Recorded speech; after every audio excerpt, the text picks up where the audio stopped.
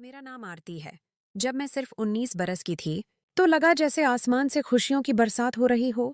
एक मासूम और जज्बाती दिल को लगा कि मुझ पर सच में भगवान की कृपा हो गई है। मैंने अपनी जिंदगी का सबसे बड़ा फैसला और शायद सबसे बड़ी गलती एक ही लम्हे में, एक ही सांस में कर डाली। कॉलेज के कैंपस में लेक्चर हॉल की सीढ़ियों पर मेरी नजरें अपने क्लासमेट विक्रम पर टिक गईं। वह मेरे लिए सिर्फ एक लड्डेच का नहीं था, वह मेरे लिए सब कुछ बन गया। मेरा पहला प्यार, मेरा पहला सपना, मेरे भविष्य का सुनहरा ख्याल। हमारी मोहब्बत ऐसी थी जैसे दो आजाद पंछी एक ही पिंजरे में कैद होने को राजी हो गए हों। हम दोनों एक दूसरे के बिना एक पल भी नहीं रह सकते थे। विक्रम एक अमीर, रूढ़िवादी और बहुत प्रभावशाली हिंदू ब्राह्मण परिवार का इकलौता चिराग था। उसके परिवार की जड़ें बहुत गहरी थीं और उनकी परंपराएं किसी लोहे की जंजीर की तरह मजबूत थीं। वह मुझसे बेपनाह मोहब्बत का दावा करता था। उसकी हर बात में सच्चाई झलकती थी, लेकिन सच यह था कि उसकी जिंदगी के सारे डोर आज भी उसकी माँ, मेरी सास बनने वाली माताजी रोहिणी देवी के हाथों में थे। रोहिणी देवी, एक ऐसा नाम जो सुनने में नर्म और सुशील लगता था, मगर शख्सियत लोहे की तरह सख्त थी। वह एक ताकतवर, कठोर और मान सम्मान वाली महिला थीं, जिनकी खानदानी और समाजी हैसियत को सब मानते थे। पति की जल्द मौत के बाद उन्होंने विक्रम को माँ और बाप दोनों का प्यार देकर पाला था, और इसी प्यार ने उसे सोने के पिंजरे का कैदी बना दिया था। उनका एक ही मकसद था, वह अपने बेटे की शादी अपनी पसंद और मर्जी से ही कराएंगी। इस सिलसिले में वह न जाने आज तक कितनी ही खूबसूरत, पढ़ी लिखी और मालदार लड्ढाकियों को सिर्फ इसलिए मना कर चुकी थीं कि वे उनके ऊंचे स्टैंडर्ड पर पूरी नहीं उतरी थीं। जब विक्रम ने कांपते हुए लहजे में उन्हें बताया कि उसने अपने लिए खुद लड़की पसंद कर ली है, एक ऐसी लड़की जो उनके खानदान के स्टैंडर्ड और जाति से मेल नहीं खाती, तो यह खबर उनके लिए किसी आसमानी बिजली गिरने से कम नहीं थी। उनकी बरसों की मेहनत और प्लानिंग एक पल में बिखरती नजर आई। उन्होंने फौरन अपने जज्बातों पर काबू पाया और विक्रम से कहा कि वह मुझसे हर तरह के सवाल पूछेंगी। मेरी पढ़ाई, मेरे परिवार, मेरे अतीत, मेरी पसंद नापसंद, यहाँ तक कि मेरे सपनों के बारे में भी। और मैंने सोचा, ठीक है, यह तो रीति रिवाज है, हर घर में होता है। मुझे तो सिर्फ रोहिणी देवी का दिल जीतना है। मगर मेरा यह ख्याल सिर्फ एक कच्चा ख्याल था, क्योंकि मेरी सास का बहुत ही अजीब और गरीब बर्ताव तो अभी शुरू भी नहीं हुआ था। हमारे समाज में आम तौर पर लड़डचकी को देखने के लिए सिर्फ लड़डचके की माँ और एक दो करीबी औरतें ही आती हैं, जिनका मकसद सिर्फ यह देखना होता है कि लड़डचकी सभ्य और सलीकेमंद है। मगर मेरी किस्मत में यह आसानी नहीं लिखी थी। मुझे देखने के लिए 50 से ज्यादा औरतों का एक काफिला आया। ये कोई छोटा परिवार नहीं था, बल्कि एक संयुक्त परिवार का पूरा कुबीला था। यह मंजर मेरी जिंदगी का एक सदमा बन गया। मेरी सास रोहिणी देवी की 4 बहनें थीं, उनके परिवार की सभी बेटियां और बहुएं, उनकी ननदें, उनकी सहेलियां और न जाने कौन कौन, जो सब के सब मुझे, आरती को जांचने, तौलने और परखने आए थे। एक एक औरत का चेहरा शक और सवालों से भरा हुआ था, जैसे मैं कोई पुरानी कीमती चीज हूं जिसे किसी महंगे नीलाम घर में पेश किया गया हो। वीडियो पर आगे बढ़ने से पहले, यदि आपने हमारे चैनल को सब्सक्राइब नहीं किया है तो कृपया सब्सक्राइब करें और उसके बगल में घंटी को चालू करें। मैं इस भीड़ डीच को देखकर हैरान परेशान रह गई थी। मेरे माँ बाप का हाल भी कुछ अजीब था, मगर उन्होंने खुद को संभाला और मुझे समझाने लगे, बेटी घबराओ मत, ये सिर्फ देखने ही तो आए हैं, उठाकर थोड़ी न ले जा रहे हैं। उनके लहजे में विनम्रता थी, मगर आंखों में अमीरी की चमक थी। ये तो अमीरों के नखरे हैं और हमारे समाज की पुरानी भूली बिसरी रस्में हैं। लड्ड तुम्हारी पसंद का है और देखो कितना खूबसूरत है। अगर लड्डिच का पसंद कर लिया तो उसकी माँ और रीति रिवाजों को भी सहना पड़ेगा। ये खानदान बहुत बद्दा और दौलतमंद है। मेरे माँ बाप की खुशी असल में मेरी पसंद की जीत से ज्यादा उस अमीरी और रुतबे से थी जो उनकी बेटी को मिलने वाला था। ये सब कुछ मेरे लिए और भी ज्यादा बोझिल हो गया था। मुझे ये रस्में और ये भीड़ दस्तखत नापसंद थी, और इसीलिए मैंने कॉलेज में गंधर्व विवाह को तरजीह दी थी। मेरी ख्वाहिश थी कि मुझे कोई बार बार देखने नहीं आएगा और मैं इन पारंपरिक बंधनों से आजाद रहूंगी। मगर हाय रे किस्मत, जिस चीज से भाग रही थी वही मेरे सर पर आ पड़ी। पूरे 2 घंटे तक उन 50 लोगों ने मुझे बार बार एक एक चीज को गौर से देखा। वह एक दूसरे से फुसफुसाते रहे, मेरी चाल, मेरी कूद काठी, मेरे रंग पर टिप्पणी करते रहे। इस अमल ने मेरे आत्मसम्मान को बुरी तरह जख्मी किया।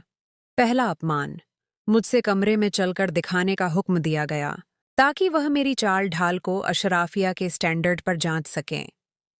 दूसरा अपमान, फिर मुझे बैठकर दिखाने की मांग हुई, जैसे मैं कोई लचीली गुद्धियां हूं। और सबसे बद्धा अपमान, एक मोटी ताजी और बहुत अहंकारी औरत ने तो यहां तक कह दिया, हमें यकीन नहीं आता कि यह लक्ष्मी खाना बना सकती है। हमारे सामने एक रोटी बनाकर दिखाओ, देखते हैं तुम्हें आटा गूंथना और रोटी बेलना आता है या नहीं। यह एक बाकायदा हुक्म था। मैं शायद दुनिया की पहली नई नवेली दुल्हन थी जो अपनी पसंद की शादी पर इस कदर जबरदस्त गुस्से और बेबसी की हालत में थी। मेरे दिल की गहराई से चीखें निकलने को थीं।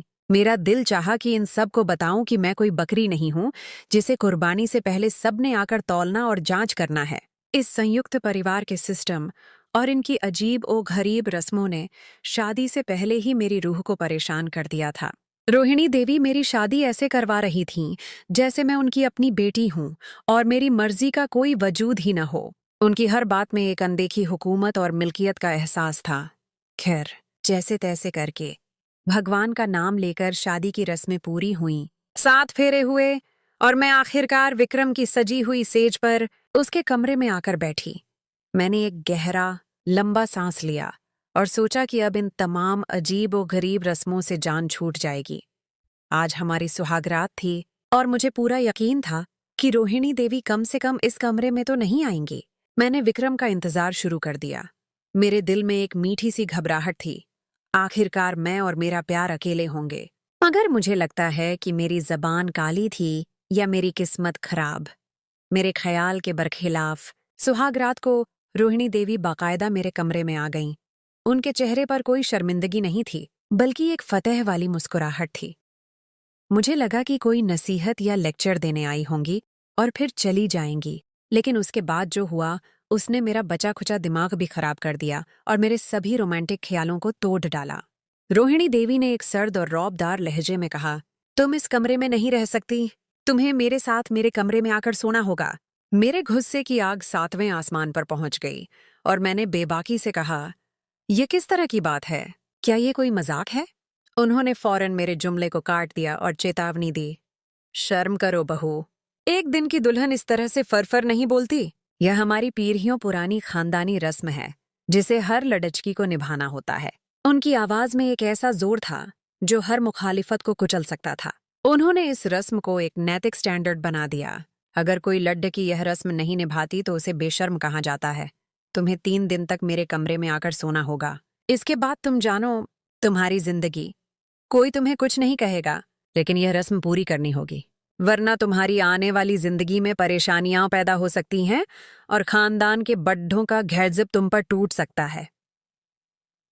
मैं हैरान थी। मेरी सास एक तरफ तो मॉडर्न होने का दावा करती थीं। उनकी जबान से ब्रांड के नाम खत्म नहीं हो रहे थे। उनके कपड़े बहुत महंगे थे। और दूसरी तरफ यह एक बहुत ही पुरानी और अजीब व गरीब रस्म पर पूरा यकीन रखती थीं।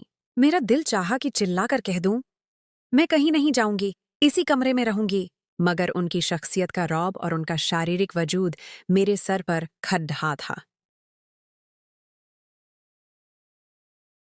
जब उन्होंने देखा कि मैं अपनी जगह से टस से मस नहीं हुई, तो उन्होंने मेरा बाजू पकड़ा और कहा, उठो और चलो, देर मत करो, कहीं विक्रम इस तरफ ना आ जाए। वह भी थका होगा, उसने इसी कमरे में सोना है। फिर जो उन्होंने कहा वह मेरे अपमान की आखिरी हद थी। साथ ही उसके कुछ दोस्तों ने भी इसी कमरे में सोना है, इसलिए तुम्हारा यहाँ रहना ठीक नहीं। मेरी सास मुझे अपने साथ ऐसे घसीट कर ले गईं जैसे मेरी शादी उनके बेटे से नहीं बल्कि किसी नौकरानी की हुई हो। जैसे किसी बच्चे को दुल्हन के कमरे से निकाला जाता है कि यहाँ तुम्हारा क्या काम। मेरे गालों पर आंसू बहने लगे, मगर उनका दिल नहीं पिघला। वह मुझे अपने कमरे में ले गईं, जहां से एक अजीब सी बू आ रही थी, जैसे पुराने और बंद तहखानों से आती है। उन्होंने मुझे लाकर एक पुराने पलंग पर बिठा दिया और कहा, इस कमरे से बाहर नहीं जाना। मैं थोड़ी देर में मेहमानों को निपटा कर आ रही हूँ। मेरे पैरों तले से जमीन निकल गई जब उन्होंने कमरे से बाहर निकलकर दरवाजा सिर्फ बंद ही नहीं किया बल्कि उसे बाकायदा ताला लगा दिया। उन्हें क्या डर था कि मैं भाग जाऊंगी। अगर मुझे भागना होता तो इस घर में क्यों आती? मुझे अपनी अक्ल पर अफसोस करने का दिल कर रहा था कि मैं अपना फोन अपने कमरे में भूल आई। कम से कम अपने पति विक्रम को फोन तो करती और उसे बताती कि यह सब क्या हो रहा है और मेरी कितनी बेइज्जती की जा रही है। मुझे याद है, विक्रम ने मुझे तसल्ली देते हुए कहा था कि उसकी माँ बहुत ही अजीब हैं और उसे बहुत प्यार करती हैं, इसलिए वह हर तरह से मुझे चेक करने की कोशिश करेंगी। तुम परेशान बिल्कुल मत होना, आरती। मैं तुम्हारा हूं और हमेशा तुम्हारे साथ रहूंगा। मगर मेरा पति तो तब साथ देता जब मैं उससे मिल सकती, उसे देख सकती या बात कर पाती। मुझे यूं महसूस हो रहा था जैसे मैं किसी रहस्यमय कैद खाने में हूं। पहली रात मैं शादी की रस्मों की थकान और जज्बाती तकलीफ की वजह से इतनी थकी हुई थी कि जल्द ही सो गई। मुझे याद भी नहीं कि रोहिणी देवी कब कमरे में वापस आईं और कब सोईं। मगर सुबह जब जागी तो मेरे सर में बहुत जोर से दर्द हो रहा था। आज हमारा रिसेप्शन होना था, जिसे हमारे यहाँ सत्कार कहते हैं। मगर रोहिणी देवी ने मुझे बताया कि आज कोई रिसेप्शन नहीं होगा, क्योंकि हम रिसेप्शन तब करेंगे जब तुम माँ बनोगी। ये सुनकर मुझे अजीब लगा, मगर मैंने कहा, ठीक है, जैसा आपकी मर्जी। मुझे वैसे भी तंग करने वाले रिश्तेदारों से कोई मसला नहीं था। पूरे दिन विक्रम से मेरी मुलाकात नहीं हुई। जब मैंने अपनी सास से कहा कि दोपहर का खाना मैं और विक्रम एक साथ खाएंगे, तो वह बेकाबू हो गईं। उनका चेहरा गुस्से से लाल हो गया। लड़की, मैंने तुमसे कहा है कि तुमने अपने पति से दूर रहना है।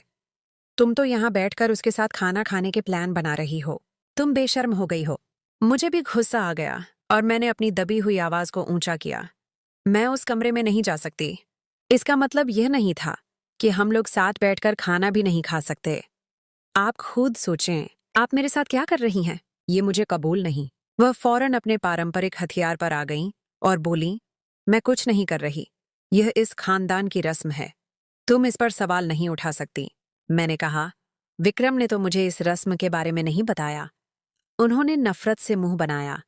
जब तुम विक्रम से मिलोगी तो पूछ लेना। यह तुम्हारा और तुम्हारे पति का मामला है। मुझसे बहस मत करो। मैं दिल ही दिल में उन पर तंज की हंसी हंसी और सोचने लगी कि यह भी तो मेरा और मेरे पति का मामला था, लेकिन आप हमारे मामले में अच्छी तरह घुसकर बैठी हैं। मैंने सारा दिन बाहर गुजारा, मगर विक्रम मुझे गलती से भी नजर नहीं आया। शायद उसे भी मेरे सामने आने से रोका गया था, या उसे भी रस्म के नाम पर किसी और कमरे में बंद कर दिया गया था। शायद रोहिणी देवी भूल गई थीं कि मैं उनके कमरे में मौजूद हूँ। वह एक वक्त अपने कमरे में आकर फोन पर किसी जरूरी शख्स से बात कर रही थीं। उनका लहजा सख्त और शिकायत वाला था। उनका कहना था, बस समझो कि पैर की जूती को उठाकर सर पर रख लिया है। मुझे तो पसंद नहीं आई, पर क्या करें, आजकल के बच्चों का यही हाल है। सारी जिंदगी इनकी सेवा करो, इनकी हर फरमाइश पूरी करो, लेकिन ये हमारी कोई बात नहीं मानते। ये सुनकर मेरा दिल और भी टूट गया। मैंने अचानक दरवाजा खोला और उनके सामने आंख खड़ी हुई तो मेरी सांस खामोश हो गईं, जैसे किसी ने उनकी जबान पकड़ डेच ली हो। कहने लगीं, जब तुम कमरे में ही हो तो अपनी मौजूदगी का एहसास नहीं दिला सकती थीं। तुम्हें तहजीब नहीं सिखाई गई? मैंने कहा, आप कैसे भूल गईं कि मैं भी यही कमरा इस्तेमाल कर रही हूं? मैं आपकी बात नहीं सुन रही थी। मैंने झूठ बोला, मगर वह मेरे दिल का हाल समझ गईं। रात को मेरे सर में बहुत जोर से दर्द उठा। दर्द इतना ज्यादा था कि मुझे मजबूरी में रोहिणी देवी को नींद से जगाना पड़ा। मैंने लड़खड़ाते हुए लहजे में कहा, सर में बहुत दर्द हो रहा है। मेहरबानी करके विक्रम को बुला दें। मुझे डॉक्टर के पास ले जाए। मैं और बर्दाश्त नहीं कर सकती। मेरी सास हंसने लगी, एक सर्द मजाकिया हंसी। तुम यह सब ड्रामा कर रही हो ताकि इस बहाने विक्रम से मिल सको। मैं तुम्हारी चालाकी समझती हूँ। मुझे उनकी सोच पर हंसी भी आ रही थी और गुस्सा भी। हंसी इस बात पर कि वह मुझे मेरे पति से आखिर कब तक दूर रख सकती हैं, और गुस्सा इस बात पर कि मेरे सर में वाकई बहुत दर्द था। रोहिणी देवी ने एक हुक्म वाले अंदाज में कहा, चुप करके सो जाओ। जो तुम्हारे दर्द की दवा है ना, वह तुम्हें तीसरे दिन तक नहीं मिलनी। इसलिए यह सब ड्रामा बेकार है। इस खानदान में आने वाली हर लड्ढी की 3 दिन बद्दी मुश्किल से गुजारती है, लेकिन फिर भी इस रस्म को पूरा जरूर करती है। यह इम्तिहान है तुम्हारा। न जाने रात का कौन सा पहर था कि अचानक मेरी आंख खुल गई। मैंने देखा तो मेरी आंखों को यकीन नहीं आया। रोहिणी देवी बिस्तर पर बैठी मेरे पांव दबा रही थीं। मैंने फौरन अपने पांव पीछे कर लिए और कहा, आप क्या कर रही हैं? यह सब क्या है? वह कहने लगी, तुम थक गई होगी, तुम्हारी तबीयत खराब है, तुम्हारे पाँव में दर्द हो रहा है, इसीलिए सोचा कि मैं दबा दूं। मेरी बहू है तो तकलीफ में तो नहीं देख सकती। मैं यह सोचकर हैरान परेशान हो गई कि अभी यह औरत मेरे दर्द को ड्रामा कह रही थी और अभी यह बैठी मेरे पांव दबा रही है। आखिर यह किस तरह की औरत थी? मोहब्बत और नफरत का यह कैसा मिला जुला बर्ताव था। ठीक है लड्डी अचकी, अगर तुम कहती हो तो नहीं दबाती, तुम आराम से सो जाओ। उन्होंने मासूमियत का नाटक किया। पर सोने से पहले यह दूध का गिलास पी लो, इससे तुम्हारा सर दर्द ठीक हो जाएगा और तुम सुकून की नींद सो सकोगी। मेरे सर में इतना दर्द था कि मैं उस वक्त कोई भी घरेलू नुस्खा करने को तैयार थी। मैंने बगैर किसी शक के दूध का गिलास खत्म कर लिया और लेट गई। यहीं इसी लम्हे मेरी जिंदगी का सबसे बड़ा धोखा शुरू हो चुका था। अगले 2 दिन की रात भी मेरी हालत ऐसी ही रही। दूध का गिलास उनका एक पक्का इलाज बन गया, जिसे वह बद्धी मोहब्बत से मुझे पिलाती थीं। तीसरे दिन की रात तो न जाने मेरे साथ क्या हुआ कि मुझे कुछ याद नहीं कि मैं कब सोई, कब जागी। मैं एक गहरी, बेसुध नींद में डूब चुकी थी। मगर आज मैं बहुत खुश थी क्योंकि आज आखिरी दिन था। तीसरे दिन की सुबह मैंने सबसे पहले उठकर जल्दी जल्दी नहाकर तैयार हुई और इस इंतजार में बैठ गई कि कब मैं अपने प्रेम विक्रम से मिलूंगी। मेरे दिल में एक नई उम्मीद जाग चुकी थी। रोहिणी देवी कमरे में आईं। उनके चेहरे पर इत्मीनान था। उन्होंने कहा, रस्म खत्म हो गई है। तुमने बहुत अच्छे तरीके से ये रस्म पूरी की है। तुमने साबित कर दिया कि तुम हमारी बहू बनने के काबिल हो। मैं अभी विक्रम को बुलाती हूँ, फिर तुमको उसके हवाले कर दूंगी। भगवान तुम दोनों को खुश रखे। उनके लहजे में ऐसी मिठास थी कि एक पल को मेरा दिल भी पिघल गया। जैसे ही विक्रम कमरे में दाखिल हुआ, उसे देखकर मेरी जान में जान आ गई। उसके चेहरे पर थकान और परेशानी थी, जैसे वह खुद भी किसी कैद में हो। रोहिणी देवी भी वहीं मौजूद थीं, जैसे इस फंक्शन की जरूरी गवाह। लेकिन अचानक से वहां कुछ ऐसा हुआ कि मैं बुरी तरह चौंक गई। रोहिणी देवी ने एक्टिंग का मुजाहरा करते हुए रोना शुरू कर दिया। बिलक बिलक कर और ड्रामाई अंदाज में कहने लगीं, हम तो लुट गए, हम तो बर्बाद हो गए, सारा कुछ खत्म हो गया। उनका यह ड्रामा किसी सबसे बेहतरीन एक्ट्रेस से कम नहीं था। मुझे समझ नहीं आया कि मेरी सास को अचानक क्या हो गया था। विक्रम भी परेशान हो गया। वह फौरन उनके कूदमों में बैठ गया। पूछने लगा, माता जी, क्या हुआ है? आप क्यों रो रही हैं? आपका क्या मतलब है कि हम लुट गए? उन्होंने बनावटी तरीके से हिचकियां लेते हुए कहा, शुक्र है कि मैंने यह रस्म की, क्योंकि इस लड़ेचकी का मुझे 3 दिन में पता चल गया है कि इसके अंदर क्या है। सारी सारी रात न जाने किससे बातें करती है। मुझसे इतनी बदतमीजी की, जबकि मैंने तो इसके पांव भी दबाए थे। विक्रम ने मुझे ऐसे देखा जैसे मुझे खा जाएगा। उसकी आंखों में मोहब्बत की जगह शक और गुस्सा था। आरती, माताजी क्या कह रही हैं? ये सच है? मैंने गुस्से से कहा, ये सब झूठ बोल रही हैं। यह आपको मुझसे दूर करना चाहती है। रोहिणी देवी ने विक्रम की तरफ देखकर आंसू पोंछे। मैं झूठ बोल रही हूँ? क्या मैंने तुम्हारे पांव नहीं दबाए थे? बोलो, अगर मैं झूठ बोल रही हूँ तो कसम खाओ। विक्रम मुझ पर चिल्लाया। हाँ या ना मैं बताओ? क्यों चुप हो? मैंने कटवा घूंट पिया और कहा, हाँ, उन्होंने मेरे पांव दबाए थे। रोहिणी देवी ने इशारे से विक्रम को चुप करवाया और अपनी कहानी जारी रखी। न जाने किससे फोन पर बात कर रही थी। कह रही थी कि यहाँ पर ज्यादा दिन नहीं रहूंगी। दौलत हाथ में आ जाए तो यहाँ से निकल जाऊंगी और विक्रम को छोड़ डच दूंगी। फिर वह ड्रामेटिक अंदाज में रुकीं और आहिस्ता से बोलीं, और एक रात कमरे में थी ही नहीं। पूछो इससे कहाँ गई थी? और तीसरे दिन अचानक से चकरा कर गिर गई थी। मैं इसे डॉक्टर के पास ले गई और तुम्हें पता है डॉक्टर का क्या कहना है कि यह उन्होंने अपनी आवाज को रूंधा कर दिया। उम्मीद से है, शादी से पहले ही। मेरा मुंह खुला का खुला रह गया। मेरे जिस्म में खून जम गया। मेरी सास ने न जाने क्या क्या कह दिया था। मेरे खिलाफ साजिश की आखिरी हद थी। विक्रम ने बहुत गुस्से से पूछा, आरती, क्या यह सब सच है? क्या तुमने मुझे धोखा दिया? मैंने अपनी पूरी ताकत से चीखकर कहा, इसमें कोई सच्चाई नहीं। ये झूठ बोल रही हैं। यह मुझे यहाँ से निकालने के लिए साजिश कर रही हैं। मेरी सास ने एक बार फिर फतेह वाली मुस्कुराहट के साथ कहा, मुझे पता था यही कहेगी, और तुम भी तो मोहब्बत में इतना पागल हो गया था कि तुम भी मेरी बात को नहीं मानेगा, इसलिए मैंने कुछ सबूत इकट्ठे किए थे। सबूत? सबूत का नाम सुनकर मैं हैरान हुई कि मैंने जब कुछ किया ही नहीं तो सबूत कहाँ से आ गए। उन्होंने विक्रम को एक मोबाइल फोन पर कुछ तस्वीरें दिखाईं जिनमें मैं उनके कमरे में बेसुध सो रही थी और मेरे साथ कोई शख्स बहुत ही करीब बैठा हुआ था, जिसको मैं जानती भी नहीं थी। मैंने उसे इस घर में या शादी में कहीं नहीं देखा था। मेरे पैरों तले से जमीन निकल गई। इसका मतलब था कि मेरी सास मुझे बेहोश कर दिया करती थी और दूध के गिलास में भी बेहोशी की दवा थी। वह मुझे मेरे पति की नजरों से गिराना चाहती थीं। मुझे उसकी जिंदगी से हमेशा के लिए निकालना चाहती थीं। मुझे एक सेकंड के लिए लगा कि विक्रम मेरी सास की दिमागी हालत से वाकिफ था और जानता था कि वह इस रिश्ते से खुश नहीं थीं। वह मेरा साथ देगा। मगर हैरान तो मैं तब हुई जब विक्रम ने उनको चुप करवाया और कहा, माताजी, आप फिक्र न करें, कुछ बर्बाद नहीं हुआ। आप कहती हैं तो मैं इसको अपनी जिंदगी से निकाल दूंगा। जैसा आप कहें, बिल्कुल वैसा ही होगा। उसके लहजे में एक सर्द, खौफनाक इरादा था। मैं रोने लगी, चिल्लाने लगी, ये कैसी बातें कर रहे हो? यह सब झूठ है। ये तुम्हारी माँ कर रही है। तुम मेरी बात पर यकीन क्यों नहीं कर रहे? विक्रम ने गुस्से से कहा, तुम्हारे पास तुम्हारा फोन नहीं था? तुम झूठ बोल रही हो। तुम्हारे पास तुम्हारा फोन था क्योंकि मैंने तुम्हें मैसेज किया था और तुमने जवाब भी दिया था। ये बात मत छुपाओ। मैं और भी हैरान हुई। इसका मतलब मेरे खिलाफ पूरा प्लान बनाया गया था, जिसमें मेरी सास के रिश्तेदार भी शामिल थे।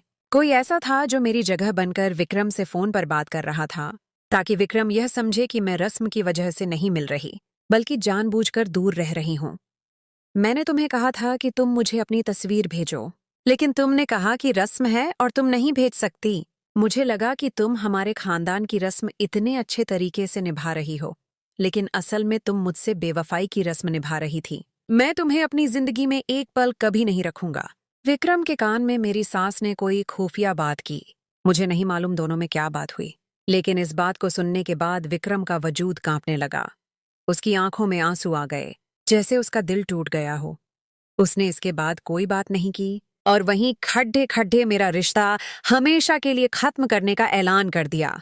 मैं जमीन पर ऐसे बैठी कि जैसे मेरे जिस्म से मेरी रूह निकल गई हो। शादी के सिर्फ 3 दिन बाद मुझे अपने पति के हाथों तन्हाई और जिल्लत मिली। मेरी जिंदगी का सबसे बड़ा हादसा हो गया। यह वह कीमत थी जो मैंने पसंद की शादी और अमीर खानदान की बहू बनने के लिए अदा की। मुझे मेरे घर वापस भेज दिया गया। मेरे माँ बाप हैरान परेशान थे। उनके सपने टूट चुके थे। 2 हफ्ते बाद मेरा सामान वापस आ गया तो मुझे मेरी सास रोहिणी देवी की कॉल आई। उनकी आवाज में कोई शर्मिंदगी नहीं थी, बल्कि एक शैतानी जीत का एहसास था। आरती, उन्होंने सख्त लहजे में कहा, तुम मुझसे मेरे बेटे को छीनना चाहती थी, लेकिन मैंने तुम्हारा काम खराब कर दिया। तुमने एक संगलत माँ के जज्बातों को ललकारा था। अब मैं अपने बेटे की शादी अपनी मर्जी से कराऊंगी। मेरा बेटा मेरा सब कुछ है। तुम्हें क्या लगता था कि उसे तुम्हारे हवाले करके मैं बेफिक्र हो जाऊंगी? मैं सुकून से सो सकती थी। कभी नहीं। मैंने रोते हुए मगर मजबूत लहजे में कहा, आपने मेरे साथ यह सब क्यों किया? मेरा तो कोई गुनाह नहीं था। वह बोली, देखो कैसे चालाकी से किया कि तुम बर्बाद हो गई। यह रस्म मेरी सबसे बड़ी चाल थी। वह तुम पर कभी यकीन कर भी नहीं सकता। मैंने हमेशा उसे यही सिखाया है कि इस दुनिया में सबसे बड़ा रिश्ता माँ का होता है। वह मेरा बेटा है। कहते हैं कि दूध का जला छाछ भी फूंक फूंक कर पीता है। अब वह हर लड्डकी को शक की निगाह से देखेगा और आखिर में सिर्फ मुझ पर ही भरोसा करेगा। जब मेरी सास मुझे यह सब कह रही थी, तो मेरे अंदर की कमजोर आरती मर चुकी थी और एक मजबूत औरत ने जन्म लिया था। मैंने फौरन एक और फोन पर उनकी आवाज रिकॉर्ड कर ली। यह मेरे बर्बाद होने का सबसे बड़ा सबूत और मेरे बदले का अकेला रास्ता था। और यूं 3 दिन की रस्म ने एक घिनौनी साजिश और एक मजबूत औरत को जन्म दिया। मेरे दिल में अब विक्रम के लिए कोई जगह नहीं थी, सिर्फ अपने आत्मसम्मान को वापस पाने का इरादा था। तो दोस्तों, कैसी लगी आपको आज की हमारी ये शानदार कहानी? मैं उम्मीद करती हूँ कि आपको कहानी जरूर पसंद आई होगी। अगर आपको कहानी पसंद आई हो तो वीडियो को लाइक करें और अपने दोस्तों के साथ शेयर भी जरूर करें। और भी इसी तरह की शानदार और मजेदार कहानियां देखने के लिए हमारे चैनल को सब्सक्राइब कर लें और साथ मौजूद घंटी के बटन को भी प्रेस कर दें। मिलेंगे आपसे किसी एक और शानदार सी कहानी के साथ। तब तक के लिए धन्यवाद।